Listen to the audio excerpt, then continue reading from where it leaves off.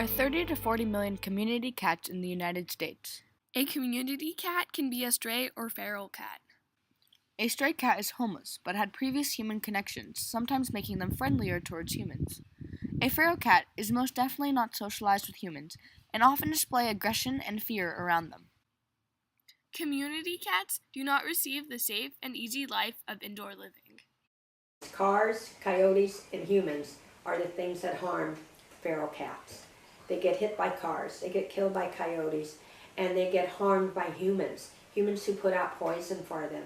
Humans who throw rocks or other objects at them.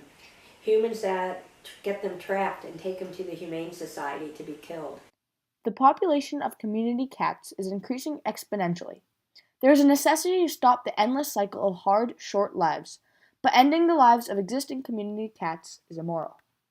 Cat colonies are one way to support community cats who are too feral to be adopted out. The failure to sterilize community cats has enormous repercussions. In fact, the Humane Society estimates that 80% of the kittens born every year in the United States are birthed to community cats. This results in a killing fest because the community cats that are too feral cannot be adopted out of shelters and are euthanized.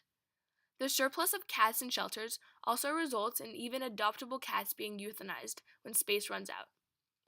Kittens face a possibly harsher death because many die on the streets. Still, enough live to keep this cycle going. The solution to community cat overpopulation is TNR.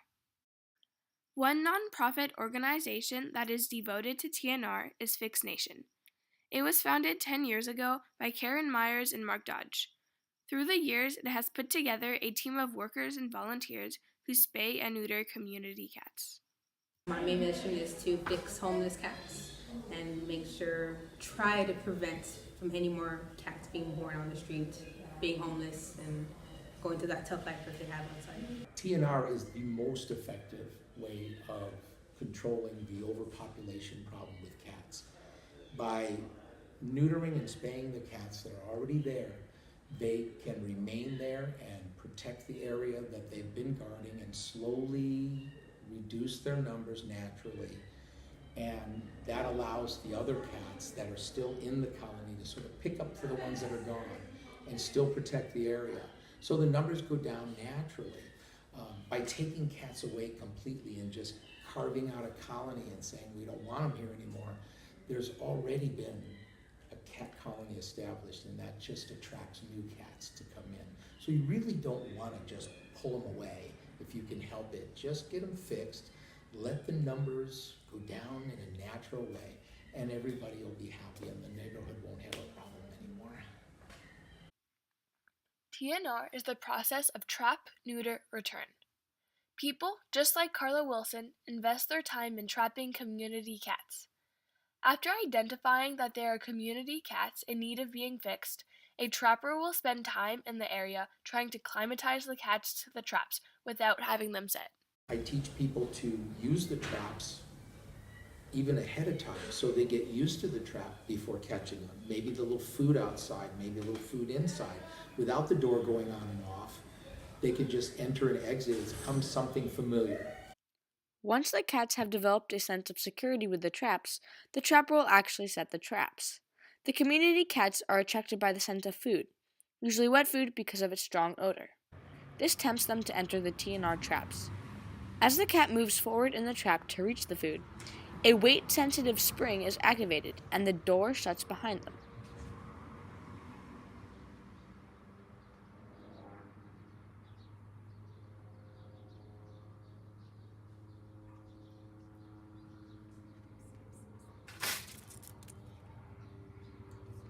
A cloth is swiftly thrown over the cage to calm the cat. Never leave a cat outside in the trap overnight or for extended periods of time. Though the cat may act agitated, the cloth will help. The number one bravery for a cat is to run away. That's their biggest source of bravery, is to get out of there. So when you're trapping a cat and you leave the trap uncovered, then they will go in and they will eat and they'll watch the shadows. But when the door closes, they're going to want to run. Now they can't run at that point. They start to get a little upset. So we immediately cover the trap, because the second most brave thing a cat does is hide and be still and quiet for a very long time. That's their nature. So they're either running from something or they're safely feeling hideable and comfortable, and that's what we want to cover them for.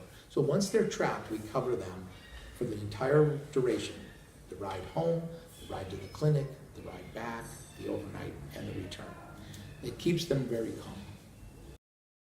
Fix Nation has created a special program where a bus comes to pick up all of the community cats that have been caught by trappers. This program is very helpful because trappers do not have to drive all the way to Fix Nation to drop off their cat, and so that encourages them to trap even more. Once the cat arrives at Fix Nation and is loaded onto a cart with other cats, the cat is put under general anesthesia. Then it is taken to the next station to be prepared for surgery. This involves shaving around the genitals and disinfecting the area. The cat is then transferred to the operation stations. To spay and neuter, let's say from the time being of giving anesthesia to the cat, a neuter will probably take about 20 minutes in total or less. The surgery itself for neuter will take probably between a minute or two. The females will probably take the surgery itself, once the cat is ready on the table for the doctor, will probably take between 4 to 5 minutes. Some people wonder how safe the procedure is. I mean, it's pretty safe. Anesthesia-wise, I mean, there's a risk in any humans or animals. It's always a risk of anesthesia. But, we have, technicians here that have been doing this for years. So, they're very, aware of what to look for, anything. But, as many as cats that we do a day, I think we do pretty good, so. After recovering, the newly fixed cats are brought back to their outdoor homes where they were found. The neutered cats all have clipped ears, and that is how you can recognize them. One of the things that we do with TNR is the right ear is clipped. And that is an international symbol to designate a feral or a community cat that has been spayed or neutered. It's not cruel, it doesn't hurt them. In fact, it probably hurts a whole lot less than getting their ears torn when they're fighting over a female cat in heat. When bringing back a freshly fixed and ear-tipped cat, it is very important to bring them back to the exact place where they were trapped. On another note, in some cases, a cat has to be released almost right after their operation if they have had a recent litter of kittens. This allows the mother cat to return and nurse her kittens, but also to be spayed.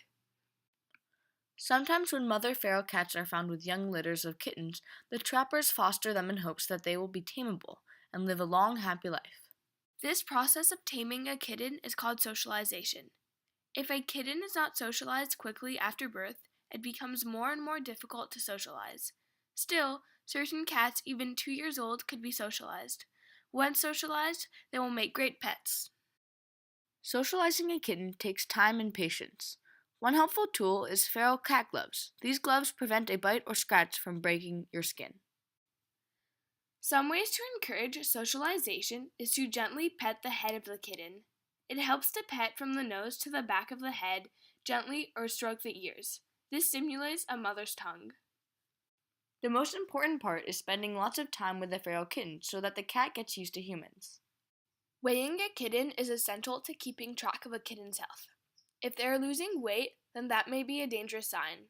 In order to monitor your cat, first obtain a scale, then place a small bowl on it to be zeroed out. After, place the kitten in the bowl. A kitten does not always come along with its mother. An orphan kitten of a young age will need to be bottle fed. A way to calm any kitten is to burrito wrap it. Burrito wrapping is a technique where a blanket, towel, or piece of cloth is wrapped around the kitten, enclosing all the limbs and leaving the head out. This swaddle relaxes and comforts the kitten. In a world where homeless cats and kittens are left to fend for themselves, you can help by becoming a TNR trapper and adopt from a rescue group or shelter.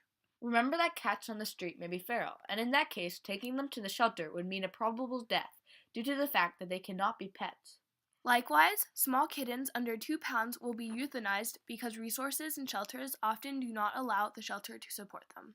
Those shelters are not the place for feral cats. They do a great job of adopting out socialized animals.